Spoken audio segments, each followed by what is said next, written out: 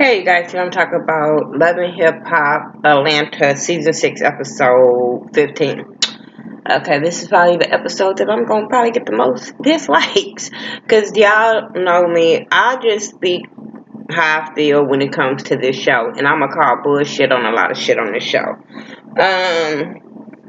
Y'all want me to review it, so I'm gonna call bullshit. Let me tell y'all something. Let's start this video off. When I do these reviews, I speak my opinion. You guys can have y'all opinion. Y'all don't have to like who I like. We don't always have to agree. Just let's respect each other. That's all I'm saying. It started off kind of where it left off at, where I don't have no notes, so I'm gonna just talk about it. Where it left off with Jocelyn getting into it with the girls or whatever. They never showed Jocelyn again or whatever. I don't think they never showed Jocelyn. They showed the daughters outside. Stevie go check on his daughters, and then it's a bad Jocelyn says it. It's that what kind of apology was that? Oh, they just was bashing her. Oh, she crazy. She this and that. Okay, like I said, I'm not excusing Jocelyn for what she said. This instant, little girl, stop playing the victim. Stop playing the victim.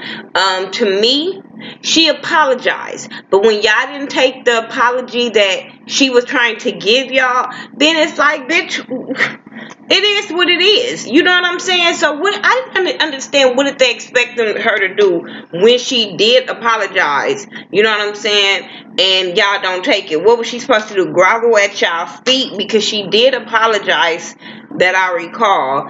And even though she did play the victim and she started crying and stuff like that, like I said last week, everybody played their part. Stevie have done stuff to Jocelyn to make her backlash and say some things and all that kind of stuff. So it just irks me that he tries to play the victim and his family allows him to play the victim when it comes to Jocelyn. Like he has no part in the drama that she spills. But that little girl, okay, let's go and talk about it. It was on the blogs today that Jocelyn put out a little statement about this girl. Because on this episode, I'm just going to get this storyline out the way with Jocelyn. On this episode, these kids bashed the shit out of her. Well, not them. The girl that she got into it with. She was bashing her. She was saying how she was toxic for her dad, which she may be. Jocelyn may be toxic for Stevie, but Stevie is just as toxic for Jocelyn. When Jocelyn have tried to move on, Stevie, what do? He threw the contract up in her face. He talked about that wasn't his baby. She tried to do music. He tried to stop that. So he is just as toxic in her life that she is in his. So y'all really have to get on him, just like I said, just as well.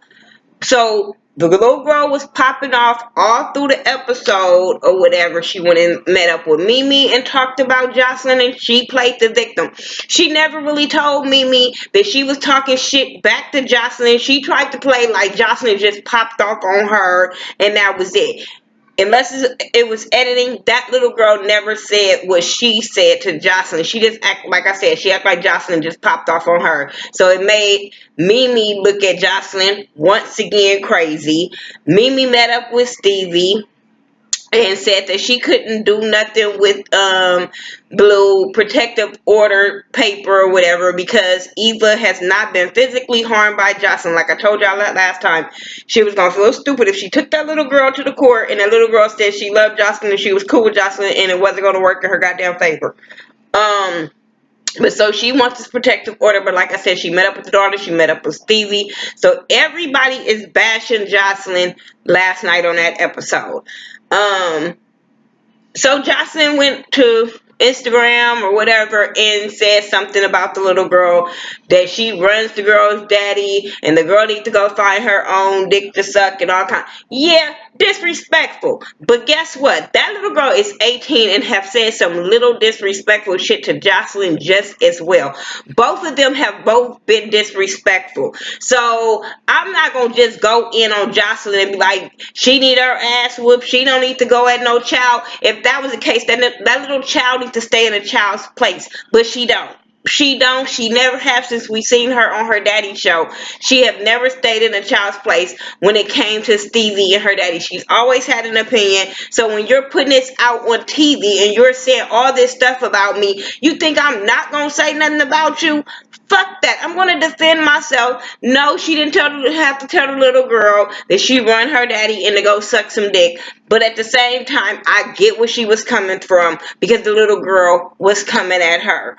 And like I said, when you put your kids on this TV and they're 18 and over, they get sick like everybody else. That's why I said people need to understand, don't put your kids on TV because, and then they have stuff to say because they get backlash, and you can't get mad that they get backlash when it's not like the girl is innocent. It's not like the girl be on there and you be like, oh, she just such a good little girl. Why is people coming for her? No, I'd be like, that little girl got a smart ass mouth, and I would have probably popped off if this bitch is calling me toxic. Mimi's always calling me names. What? I don't understand why people be going off on Jocelyn. I just really don't. But I'm gonna move on from that. That's my stance on it. I'm gonna stick to it. Like I said, yes, Jocelyn was wrong, but everybody plays a part. And like I said, she wouldn't have popped off on Instagram if they wouldn't have been on national TV calling her toxic and all kind of other shit. Like Stevie doesn't play along with her. You know what I'm saying? He says one thing to Jocelyn, and then all of a sudden it's another thing when he get with his kids and when he get with Mimi and shit like that. Another thing, Mimi, if you see, I was gonna get off of this, but I have to say this. If everything is about protecting Eva, why are you not protecting Eva from her daddy? I just don't get that. If you're protecting Eva, her dad's put her in this situation every time he go back and deal with Jocelyn. So therefore, why are you not protecting her against him? I don't understand that.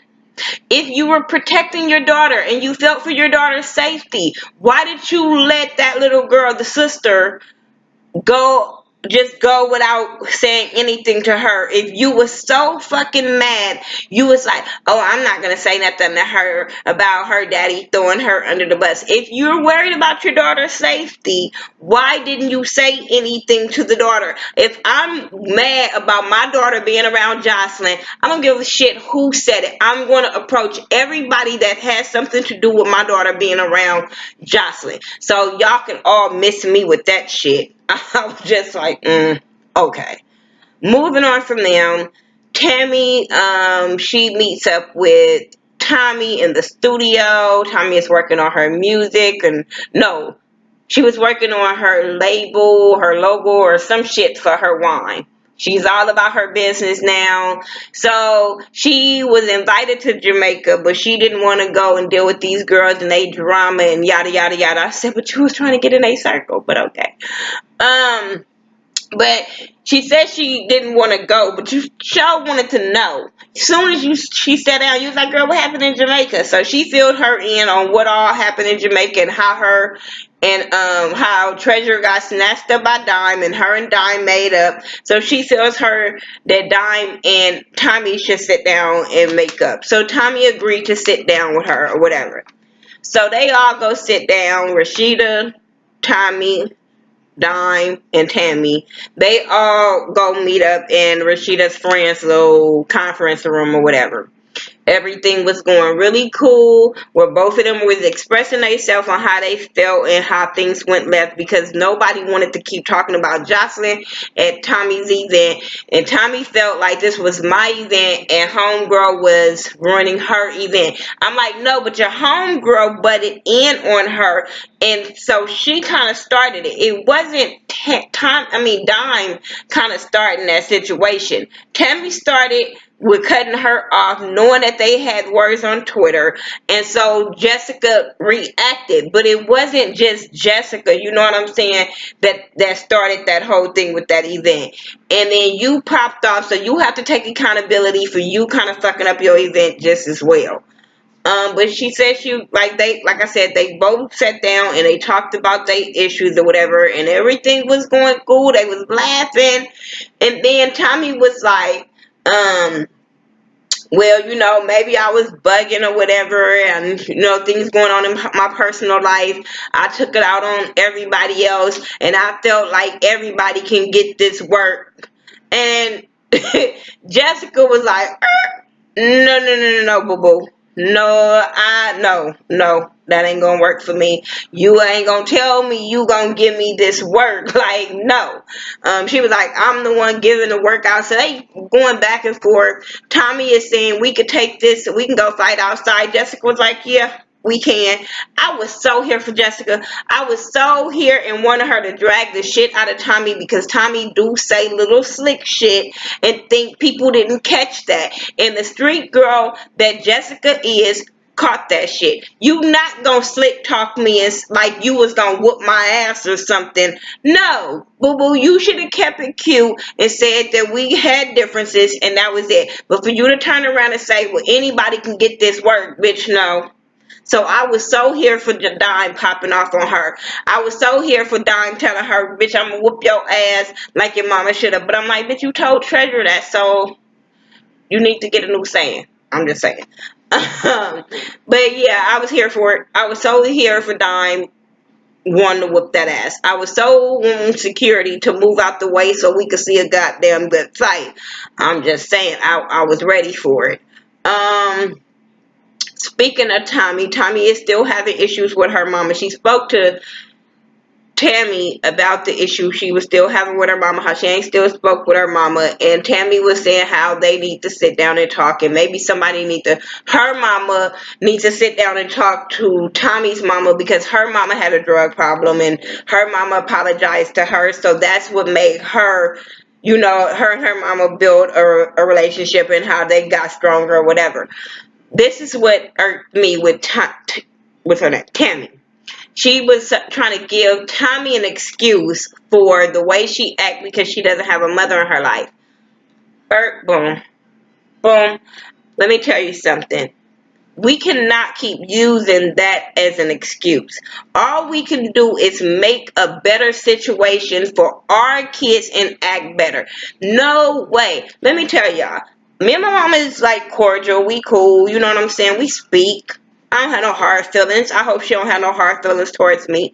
But my mama didn't raise me like that. So I'm not going to never be like, I'm not going to be a good person or a good mom because I didn't have one in my life like that. No, fuck that. We cannot use that as no excuse. That just makes me be a better person and a better mom to my kids. So I get tired of grown-ups making that an excuse of saying, well, I didn't have a woman in my life or I didn't have a mother in my life. No, when you see that you didn't have that in your life, it makes you want to be a better person, not to be a straight up asshole like the person that you hate and then try to make excuses for it. Anyway, moving on from them, her mama meets up with Mama Deb, Mama D, and her mom, and Tammy's mom. And I liked how these women sat down and they talked like grown women. There wasn't no arguing, no yelling. It was some supportiveness going on up in this situation because they were talking to Tommy's mom, and Tommy's mom was explaining on, she don't have no relationship with her daughter, and how she messed up, and how she used to pass out the drugs out the window, and the kids used to get the money or some shit like that. But they all was like, we all had stories like that. We all dealt with drugs. You know what I'm saying? Mama D was a drug dealer, pimp. Deb was selling drugs, and Tammy's mom was on drugs. So they all kind of felt her. They all kind of understood her pain. And I like how she screamed out for help. I like how she was just like, what do I do? How do I do it? And they all was like, well, you have 4 sisters now. And they were going to be a support system to her. Mama D said she was going to have a housewarming because she just moved to a new castle, palace, whatever, and she's going to invite all them. I said, I don't know if you should invite some hood rat birds to your house, your new house. But okay, you want to film in your new house with some people that you don't really know and they don't really get along, but okay, we're going to see that next week. So I like that with them. Who else? Okay, Kirk and Jasmine. Jasmine and Logan end up going to take paternity tests. She says she is tired of dealing with all of this, especially since Rod is not believing her when it comes to Logan and stuff like that. And this creep wants to be her baby's daddy, and the baby's daddy don't want to be the baby daddy. So she's just over it, and she wants to get it dealt with. So she went to take the paternity test. Logan went and took the paternity test. And Kirk, we thought was going to take the paternity test, but he went to his lawyer office. I said he is going to dodge this bullet till the wheels fucking fall off the bus. I promise he is. Because I'm just like, Rashida, he keep making you episode after episode. This is episode 15 and he keep making you look dumb. He keep making you look dumb, and it's only because you keep sticking with him. You keep letting him just talk his way out of doing this. This whole episode with him irked my soul, because he go to his lawyer, he tells his lawyer about him smashing her and how she blackmailed him. I said, what? Did we not watch the same shows? How she blackmailed him, he was paying her cash because he didn't want Rashida to find out. What else did he say? Oh, she was taking pictures and videos without his permission. She took pictures of the baby and put them side by side of his baby and posted them on Instagram. I'm like, public pictures, right? Okay. Whatever. And I'm glad his lawyer didn't just jump on his side, because his lawyer knew the legal, like, dude. We got to investigate, because first we got to make sure whatever she's putting out on the internet is false first. You need to go take that paternity test. He is so just trying to go all around on what he needs to do besides take this damn paternity test. All of a sudden it was papers drawn up for separation because he doesn't want Rashida financially responsible to take care of Kanan. I'm like, so therefore you keep trying to show us you ain't got no money. You keep acting like you a boss, and you bought her that store, and you bought this condo, and you bought this house, and you bought that. But now is, oh, let's protect the money, so let me separate or divorce her so her money can be protected. So Jasmine can't get nothing. So therefore you don't have nothing. All of the money you've been spending is your wife's because you don't have nothing. Is that what you're saying? Because can't she see you for D-Lo Entertainment? I'm just saying, even though you ain't got no artist, you ain't got no music out, you ain't doing shit with it. But I'm just saying, like, okay, you just making your wife look dumb. So Rashida's on her way to the cabin with the kids, and her son, her 16-year-old, is trying to talk her into going back to Kirk because he feels like, all he knows is he had a family and the little baby need a daddy and a parent and 2 parents. And I'm sitting there like, so you want your mama to keep getting embarrassed? You is okay with a storyline on TV that you want your mama to keep being embarrassed by this dude. I know my kids, my son, him, what, it ain't gonna go down like that with him and my baby. It's not gonna go down. They're gonna be fighting. They will be fighting. My baby did have of what Rashida and Kirk been through. They will be fighting all the time. That will be storylines. How every time you turn around, security got to jump in between them from fighting, because my sons, none of them would allow for me to keep going through season after season of a man keep disrespecting their mom. So I didn't understand how this little boy is trying to talk his mama into staying with his daddy. Then they get to the damn cabinet and Kirk is there. And Mama Charlene like, oh hell no. And I'm like, oh hell no. I'm like, you see, this is where you can see that Rashida wants to be with her husband, and all of this is for a storyline that they gonna keep stretching out. I don't understand this. I really don't. Because he ended up talking to them, and he's telling her all what I just told y'all about how he loved her and he wanted his family to work and all this bullshit. But here go these papers in front of the kids.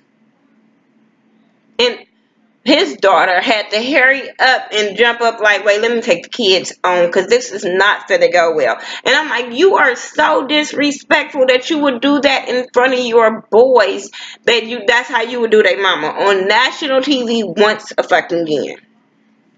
And then when Mama Charlene pops off on him, then he mad.